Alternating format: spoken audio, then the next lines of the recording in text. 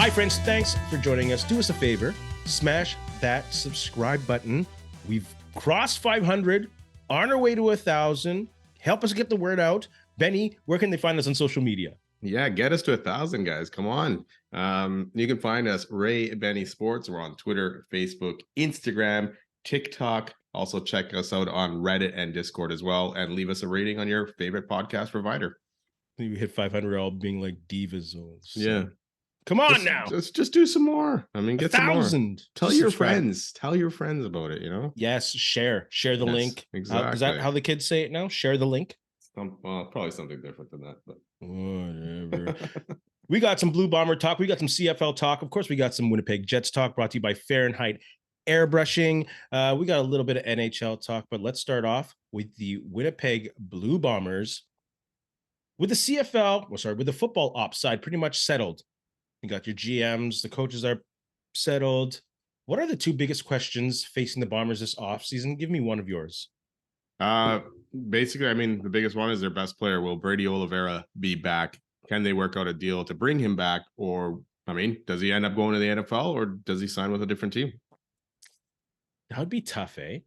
Like, you cannot replace that guy. Like, as much as I wanted Johnny Augustine to get a shot a couple seasons ago, Brady Oliveira is the man. Yeah, he's the most dynamic running back, passport aside. Yeah, he took over the league this year, right? And over even last season. I mean, he had a good season last year too, and this year he just took that next step. You just expect more and more out of him every year now, right? Mm-hmm. So you're like, what's the next thing he's going to do? And to lose him possibly to the NFL or somewhere else in the CFL would be a major blow for the Bombers. Would not want to face him. No. Most dynamic offensive weapon in the CFL right now. Yeah, I mean, if he goes, I hope it's to the NFL and not somewhere else in the CFL. But be tough. The NFL will be tough, just the speed wise kind of thing. But he's a big bruising back. But yeah, it's hard to see him it would be hard to see him in another jersey. That'd be horrible. Oh, for sure. The question I have is one of the biggest questions I have is who will be retiring? Kyle Walters mentioned it. The timeline is about a month that they're going to give guys to let things settle down, let the emotions kind of cool off. And it'll be interesting to decide who hangs them up because you have names across social media like Jake Thomas, Stanley Bryant, Jamarcus Hardrick, Mike Benson, Patrick Neufeld, Mike Miller. We know that Big Hill and Caleros are back there in their 30s as well. But yeah, some of these guys are in the later stages of their careers. And this was a taxing season emotionally, putting these 2 seasons back to back with not the end result that you wanted.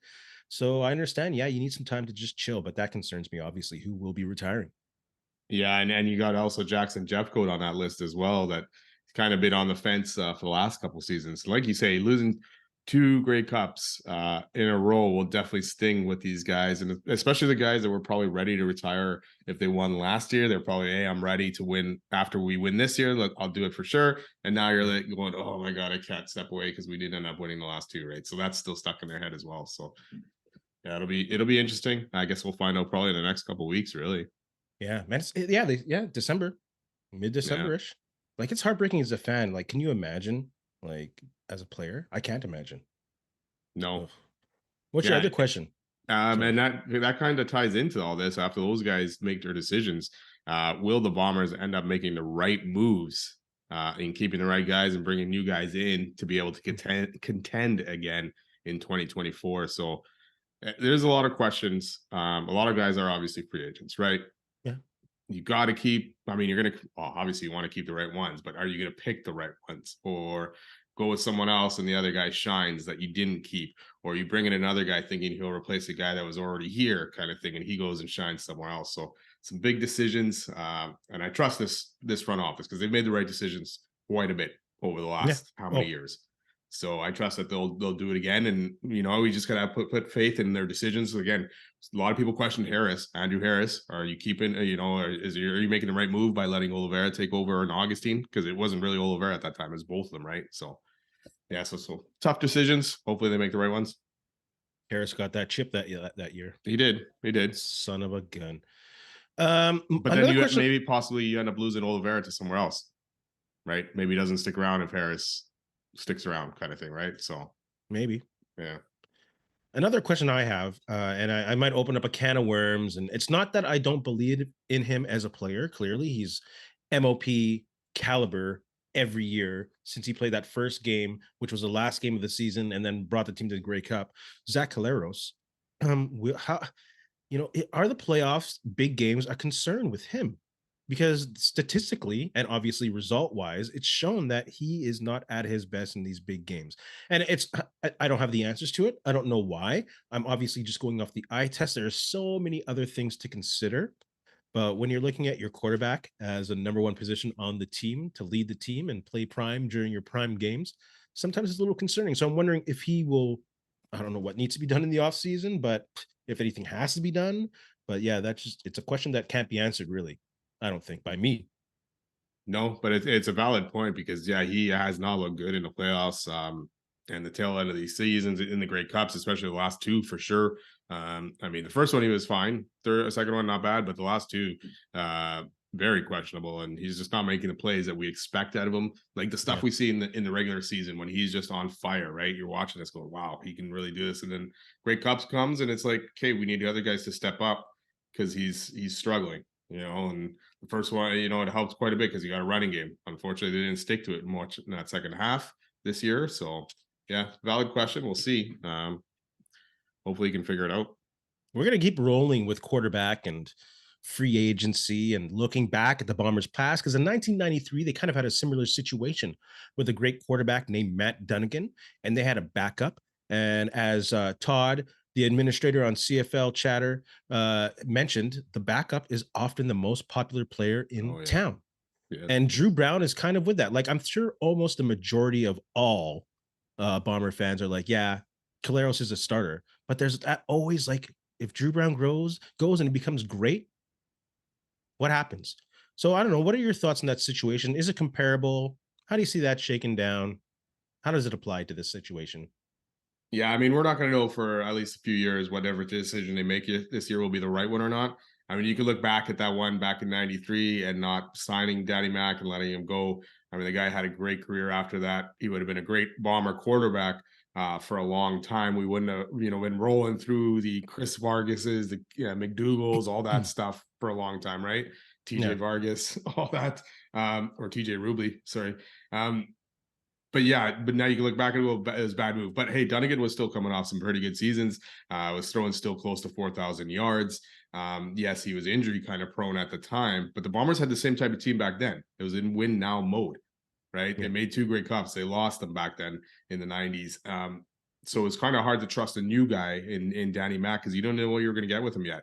So I think it's same situation here. I think you got to stick with the vet in Collaros because you know what you're getting. You know the type of player you have. Yes, we can question him and his Grey Cup performances, Yeah. but you know that he's a player. He knows the league. He's been around for a long time, and you know with a win now team that the Bombers have that he's the right choice. Unless the Bombers were to blow this up, and go with a lot of rookies and see what they can do, then yeah, Dru Brown's the answer. But I think you got to stick with Zach Claros right now and hope for the best. Yeah, that's always like a tough decision. Like again, I don't maybe it's not a tough decision.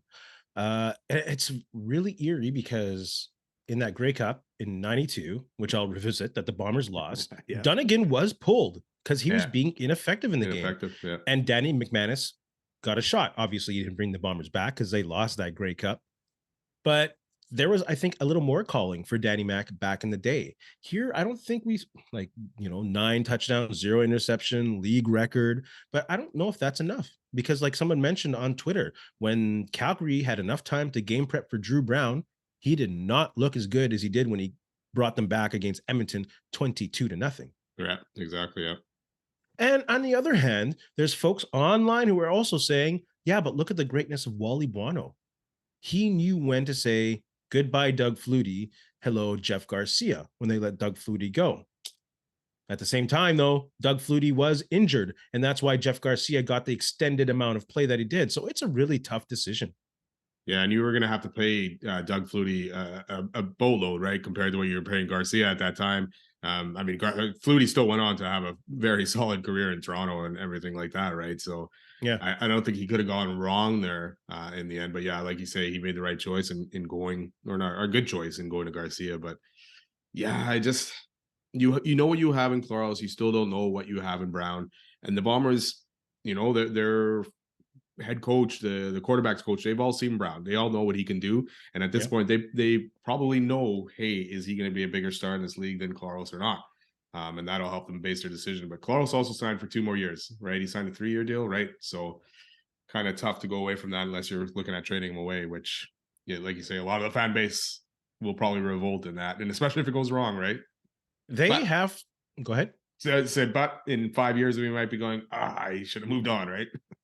They So must have supreme confidence in Caleros being ready for Grey Cup at home. yeah. Oh Because yeah. no one can tell me they Can't can't not be be. thinking about the Grey Cup in Winnipeg when making these decisions as well. It's Yeah. not just for next year. It's like, how are we setting up for that big one at home? Like, I know Well, you don't want yeah. to look too far into the future, but that's got to be a little bit of a factor. Well, yeah, we're all excited for that, right? Because we don't want to see that first Bomber team to be having a poor season in 2025, right? We're hoping they all make that Grey Cup and we can kind of watch them at home and possibly Yeah. win the Grey Cup at home. So yeah, yeah. Well, I'm happy I'm not the GM. Yeah, a lot of tough choices this year. Not just QB, not just O line, anything. It's everything. It's everything. Speaking of Dru Brown, where is the best landing spot for Dru Brown? I have Hamilton. They have a great running game, great receiving back in James Butler, especially if they can solidify. Obviously, depends who else they sign, but in regards to their core, if they keep Revenberg and Van Ziel, and they have this QB whisper and Scott Milanovic, I definitely go with him over Bo Levi Mitchell because that also opens up a lot of cap space for a lot of other talent that you can bring in. So I think Hamilton would be a great place for Dru Brown to go. Yeah, yeah. It sounds like Bo Levi's done in Hamilton, anyways, right? Hamilton may have ended up liking enough out of Powell what they saw from him to keep him around, and they still got Shields possibly too, right? I think the quickest spot for him to start and have the starter spot no problem would be Ottawa. I don't know if that would be the best spot, but I'm going to go with Calgary actually, and him taking over for Jake Meyer in Calgary and having Dave Dickinson as his coach, who's been fantastic with quarterbacks and has been good for quarterbacks for pretty much everyone besides Jake Meyer's kind of career. I mean, even Meyer put up over 4,000 yards this year too. So Yeah. I think Calgary ends up being the best spot for Dru Brown. Wasn't Huffnagel the one who tutored BLM?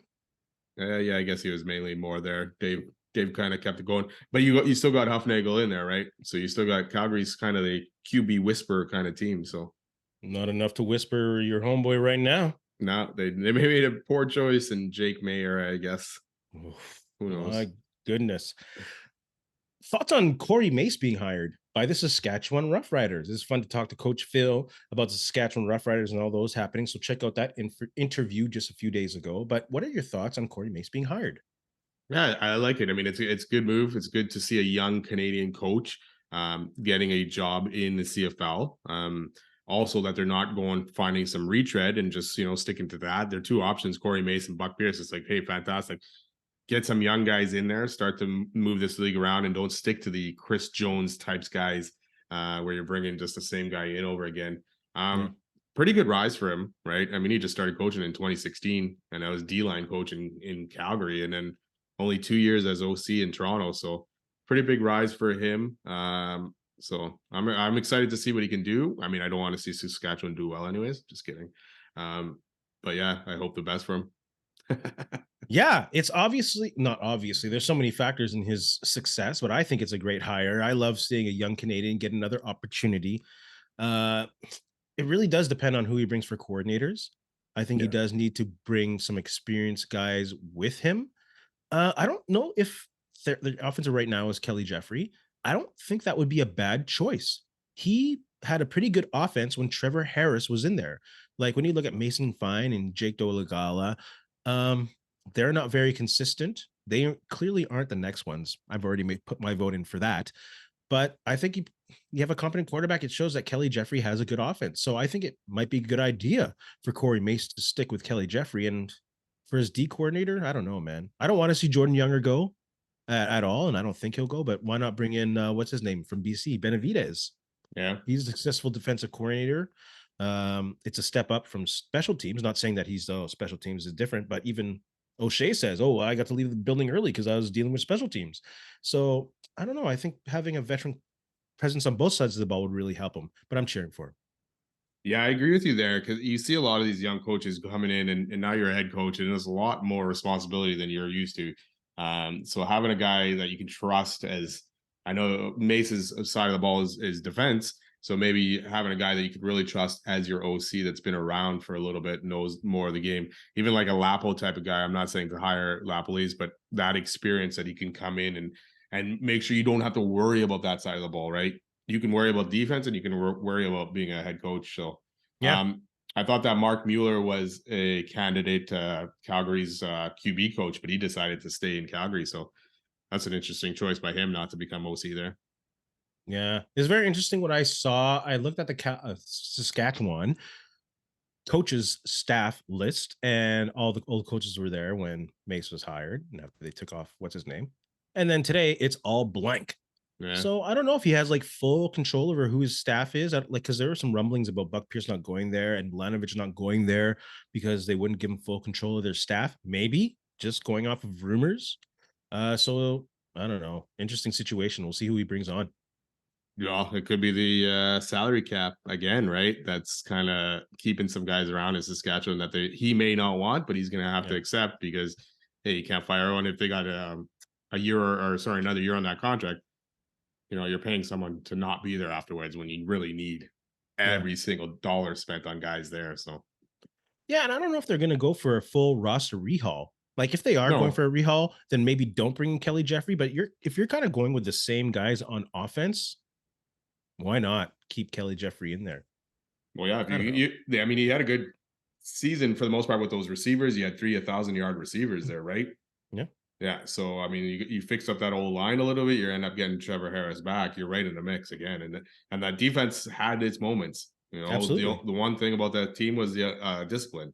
They make a great play, but then take a stupid penalty, and it just negated everything. So Yeah, yeah, they got the pieces there. I mean, obviously they showed it, right? we'll They were in the see. mix. Yeah, until they lost 7 in a row. That's Yes. crazy. In the mix, and you lost 7 in Yeah. a row. Only in the CFL, Love the friends and neighbors. CFL. Love the Only in the CFL. CFL. CFL fans, put your thoughts below. Let's move on to some Winnipeg Jets talk brought to us, you, everyone, by Fahrenheit Airbrushing. Stand out on the ice, pavement, or the field with a custom airbrushed helmet or goalie mask. A local business, a local Manitoba business with affordable solutions for any project. Check out Fahrenheit Airbrushing on Facebook or call them at 204-891-7431. Tell them Ray and Benny sent you because they'll give them a deal. Maybe not a deal, but he's always a pretty wicked price compared to other places. So You don't even need deals when you go see this, brother. no, you're getting a deal anyways with the price. See, Fahrenheit Air, you can't lose. No, Can't lose. Quality product at a good price. Go check them out. Let's look at the Winnipeg Jets last week. Game recaps. They had Dallas, Edmonton, Chicago. Didn't the streak was over. A new streak started, and then a new streak started again. So let's talk about last week. Thoughts on what went wrong, what was good. yeah, well, let's start in Dallas. And really, the thing that went wrong was their power play in that one. 2-0 loss. So very close game. Dallas scored one late on a late 2-on-1 to put that game away. Ottinger was very good in that game. Jake Ottinger for Dallas, their goalie. But the biggest mark for the Jets was 2 5-on-3 power plays. Generated very little opportunity in that, and obviously did not score a goal on that. I Yeah, mean, when you get 1 5-on-3 power play, you should be hitting on it. You're getting two. You should be hitting on one of those two. But it was never any threat on either of those 5-on-3s at all that no, the Jets were going to score. They weren't moving Dallas guys the way. I don't even know how many shots they really got on those, but it wasn't very much. So, and then the funny thing is they were good 5-on-5. They were good. They played a great game. Couldn't solve Wattinger, but that power play hurt them. They should have been able to cash in on at least one of those and had a 1-1 game going into the third at least. Ottinger was crazy. He was, yeah. Shout out to him. Dallas came out pissed after losing to Calgary, like what, 7-3, 7-4. Yeah, giving up 5 straight, I think, to lose They that game. were intense, and you can feel that energy. Like the Jets outshot the Stars, they out hit them, they out power play chanced them, like you said, but Dallas just outplayed them. Like Dallas has the best penalty kill on the road. And you could see that. It wasn't that the Jets were just fumbling on their power play and fumbling on the 5-on-3s. Dallas has a very effective and very active penalty kill. They don't just sit around on the back of their heels and wait for something. No, they try and make you make a mistake.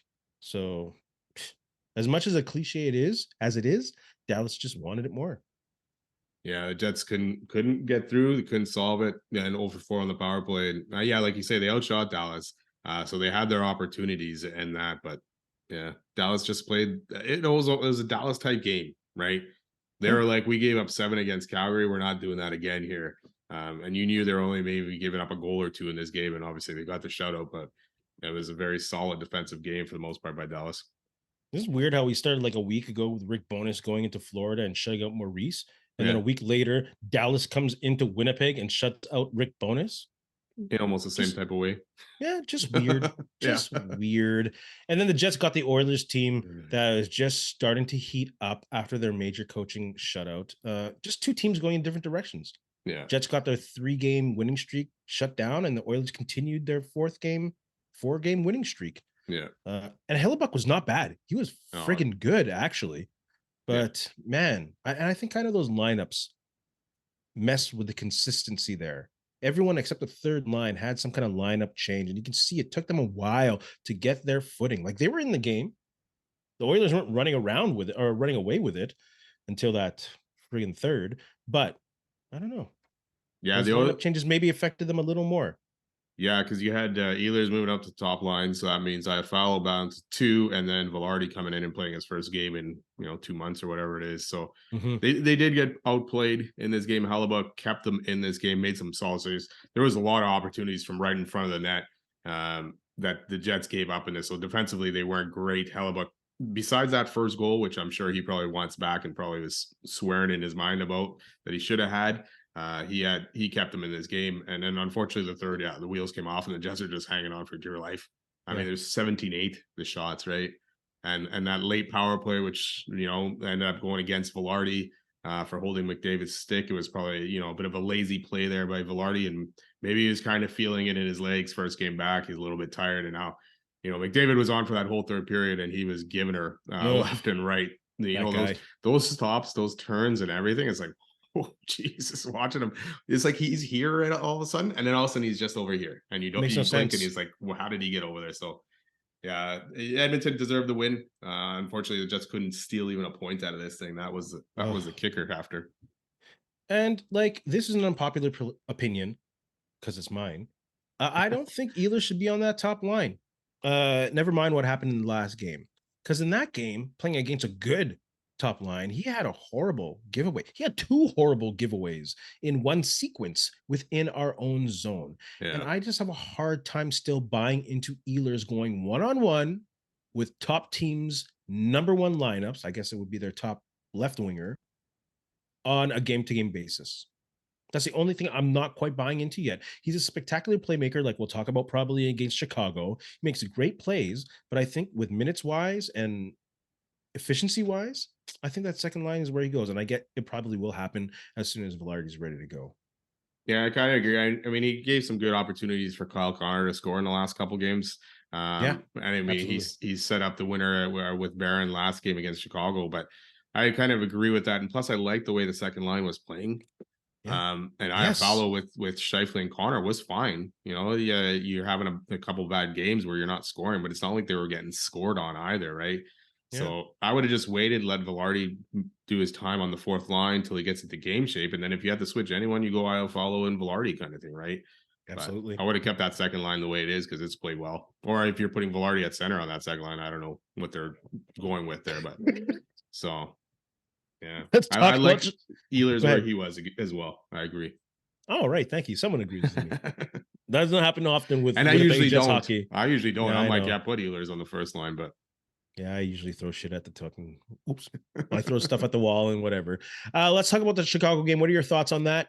yeah, I mean, Chicago. Yeah, I mean, Chicago doesn't have. Obviously they got Connor Bedard. He scored a goal in Winnipeg. Oof. But after that, it's pretty thin. So it almost looked like that type of game where the Jets and the Chicago goaltending kind of kept them in this for way too long. The Jets ended up winning 3-1, but they scored midway through the third to make it 3-1. So Yeah.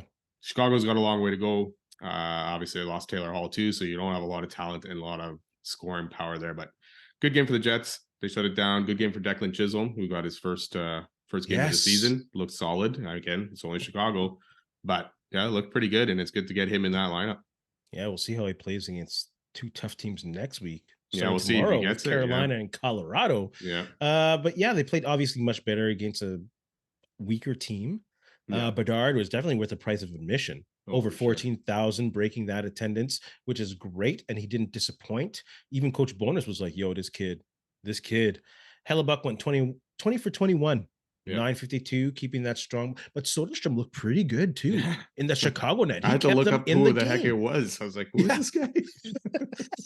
And my favorite part of that game, or not favorite part, whatever, moment was when Perfetti tipped in that Sandberg shot. I was like, sick. I love goals like that, man. That's like style points right there. And So it's I two was all young over it. guys, right? Whose Yeah, future should be a long time in Winnipeg, and to watch those guys connect, it's like, yes, right on. that goal, I was like stink face. Yeah, it was awesome, man. Like, yeah. So that was a great game by them. But again, expected. Yeah, You got to win games like that. And even probably they should have been a little bit more dominant early in the game. that's what I'm saying. Physically, they should have been really manhandling Chicago, to be honest with you. Yeah, I mean, Chicago scored first, Bedard scored first early in that game too, and you're like, "Ooh, what's going on here?" Right? And Yeah, that game should have been over halfway through the second, kind of thing. At least maybe absolutely. not a blowout, but the Jets should have been comfortable enough that we didn't have to sweat thinking, "Ooh, Chicago might tie it in the third." Yeah, like if they did have Taylor Hall, like Yeah, who knows? star of the week. You know what? Obviously, Connor Hellebuyck was very good again last week. You could easily give it to him, but I'm going to give it to actually Cole Perfetti. Talking about him, not a lot of goals for the Jets last week. We've Yeah, got Kyle Connor, who hasn't scored now in 6 games. Scheifele scored against Chicago, but Cole Perfetti ended up the week with at least 2 goals in the games. Obviously, no one scored in Dallas. He's been very good on the power play. He's actually 4th in the team on points and now 2nd in goals. I was kind of shocked. I didn't know he passed. Didn't realize he passed Scheifele. So, and yeah, 1 goal away from 10. So I'm going to give it to Cole Perfetti for last week. very good. Like the kid's really finding his game right now. Oh yeah, I'm gonna go with Mark Scheifele. Again, like you said, there wasn't much goals to go on. Not many points to go around. Hellebuck did have a great week, but I'm gonna go with Scheifele because of his 200-foot play. He was very like I guess you notice that more when there aren't as many goals being put on the scoreboard. Of his 200-foot play defensively, he was very good. So yeah, just on that reason alone, I'm gonna give it on Scheifele. It's like the hardest working player is gonna get Player of the Week for me.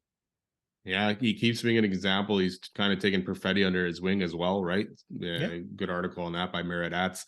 And so yeah, it's good to see if he's turned the corner, and now he's playing defense this year too. So hell pretty yeah, good season for him. yeah. That Murata Tesh knows what he's talking about. Let's talk about the games upcoming. Carolina, Colorado. What do they need to do to win? Who are you looking to step up? Man, you go first. Go ahead. Start with I Carolina. I look at these teams and they're both Carolina's 5th for goals for. Colorado's also up there as well. So they got the firepower, right? So it's going to be tough. The Jets are going to have to limit opportunities, obviously. Stay out of the box. Colorado's power play isn't as good, which is surprising when you got a bunch of guys um, over 30 points already on that team. And you look at the power play and it's middle of the pack and only around 20%. So um, for me, Carolina, they're 6-3-1 in their last 10. So they've turned their season around. They're having a rough middle go of it, but they can be scored on. Antti Ranta's probably starting as Anderson's still out. So they don't allow a lot of opportunities or shots on goal, but the goaltending is struggled. So hopefully the Jets can take advantage of that. Because one good thing over the Jets of the last few games is, yes, not very many goals, but the opportunities have been there and they've Yeah. been creating a lot. So if they can do that against Carolina, they'll have a good chance. Did you say Carolina is top 5 in goals? Yeah. Or sorry, That's they're 5th for goals for. that's crazy because they really haven't found their offensive stride.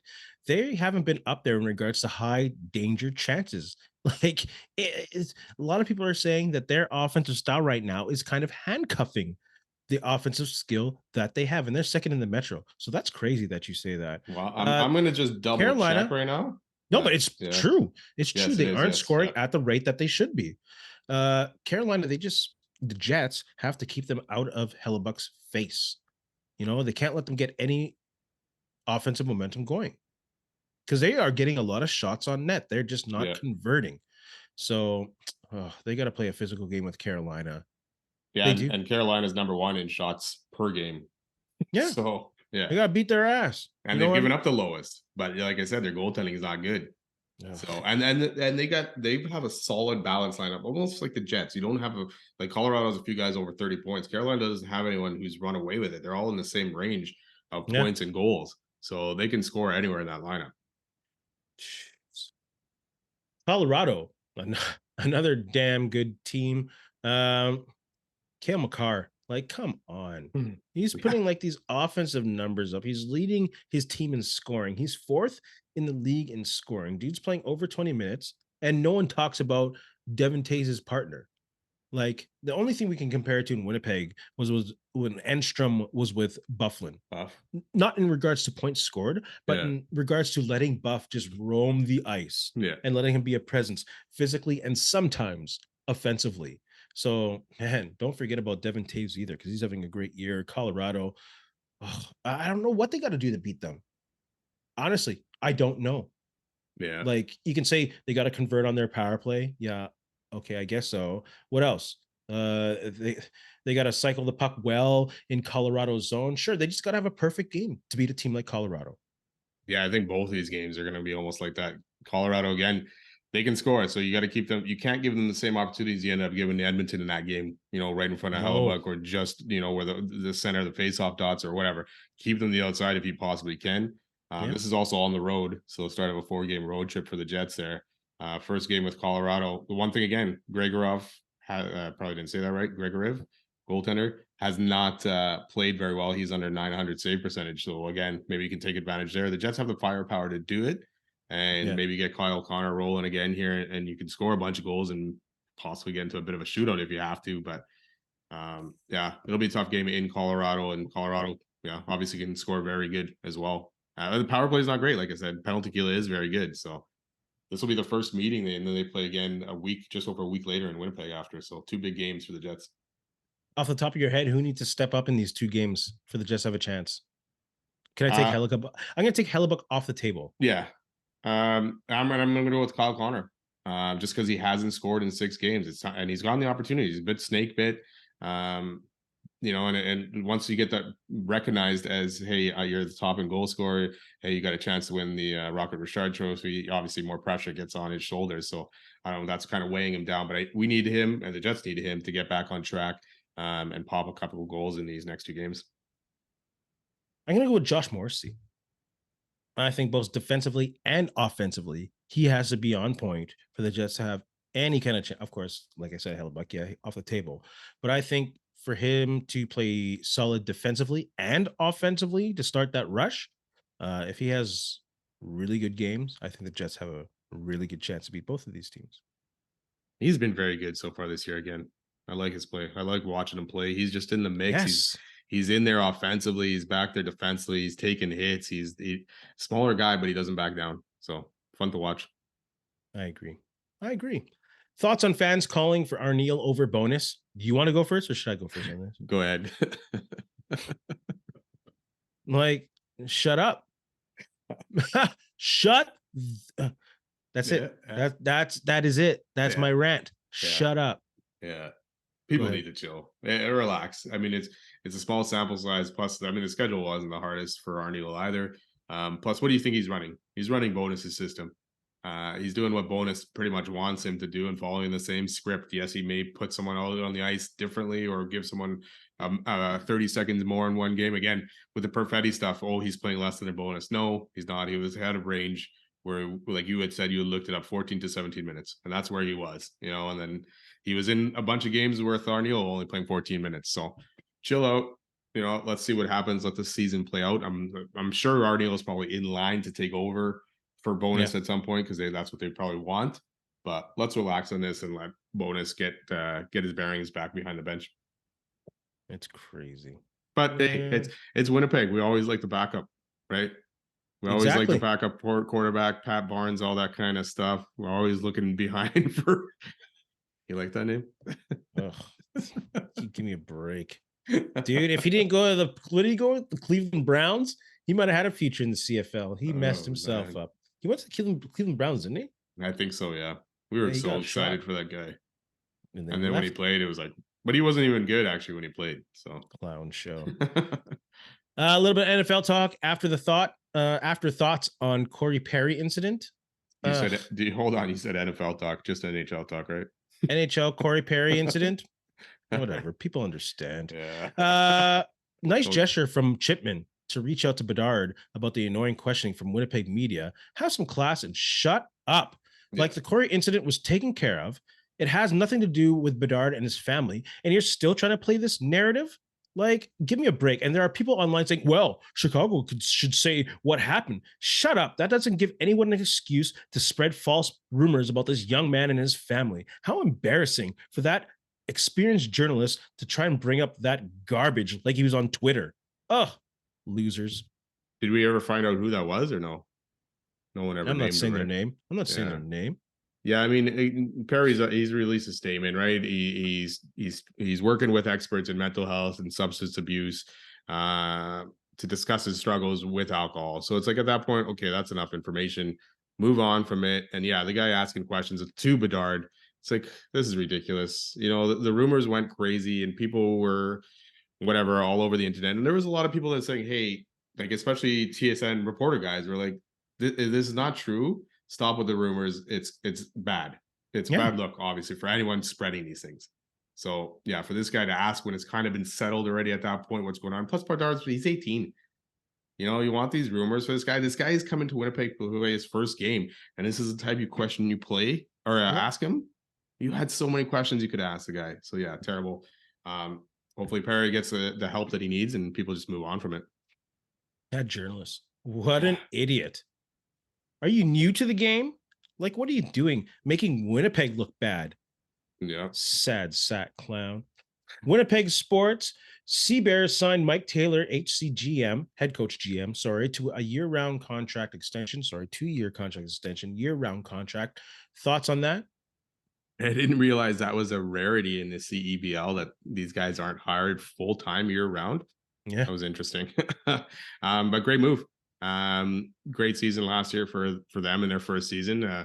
Their offense was very good as well, and plus he brought in a lot of. I mean, he's a GM as well, right? So he brought these guys in and made the right moves. And plus, it sounds like him being year round, he'll be involved with all these programs that the Sea Bears are attaching their name to and helping run over the course of a season. So good to have someone like that who wants to stay in the city and to help get basketball growing in Winnipeg as well. And it's good to have a year-round contract because you have access to team. What do you call those things? Team Benefits, stuff. health benefits. I don't know. Team stuff. Team Stuff. resources. That's the word. There you You go. have access to team resources all year long, so that makes scouting more efficient. That makes like the ability to operate a club efficiently to win. Like, of Yeah. course, full time is better than part time being around the scene. So That's why I was uh, like, what? Full time? It wasn't full time before. well, that's the thing with a fledgling league. Yeah, You I only guess have so, right? so much money and the Winnipeg did so well, and they saw the benefits of doing well that they're like, "Yo, we got to spend money, make sure this thing continues." So good on David Asper and the president, whose name I can't remember because I didn't write it down because I'm not a journalist. I'm a fan, but congrats to them for signing him to a 2-year extension, year-round contract. Yeah. Uh, let's stay with the Sea Bears. You talked about staying in town with those programs, and they have the Winter Sea Bears youth program established. It's great. You got to have those things in the community, and it's great that you can provide basketball free at a high performance facility to a Yeah. lot of athletes. Of course, it's a great thing. Yeah, and to kids and everyone who can afford it as well, this gives them an opportunity to learn the game of basketball. And hey, you never know, they'll fall in love with it and get better with it. So, yeah, it's a program with the University of Winnipeg Westman and the Bisons as well, and Bison. So, yeah, fantastic. Again, the Sea Bears are doing things right to get themselves into community and help do stuff in the community as well. So that'll keep people going and people looking up to this franchise as a model franchise kind of thing. So good for Yeah. them. Continue to do these things. It's great. And it gives them access to talent locally, which grows the market Yeah. and grows the skill level. Yeah. That's awesome. Can't go wrong. Benny, you have anything to say to our friends? You know what? Just thanks for a lot for listening. Don't forget, subscribe, follow, and have a good couple days. Don't forget to check out our interview with Coach Phil Reacts in our archives. Check out all of our archives. Bomber fans, it's the offseason. We have talks with James West, James Murphy. Who else we got? Willard Chris Reeves. Walby, Chris Willard Reeves. Yeah. Drawn Bolden. Ron That was Bolden, a Dave good one. Benefield. Look, see, And go hey, check them out. Don't forget our Kurt Keelback interview too for Jets fans. Look at that. We got some great interviews in the archives. We have some interviews coming up. So stay tuned. Follow us on YouTube. And in the famous words of LeVar Burton, we'll see you next time. Hey, friends and neighbors, don't forget to check us out online on Facebook, TikTok, Instagram, and Twitter at Ray Benny Sports. And don't forget to check out our YouTube channel. Leave a like, leave a comment. Tell us what you think.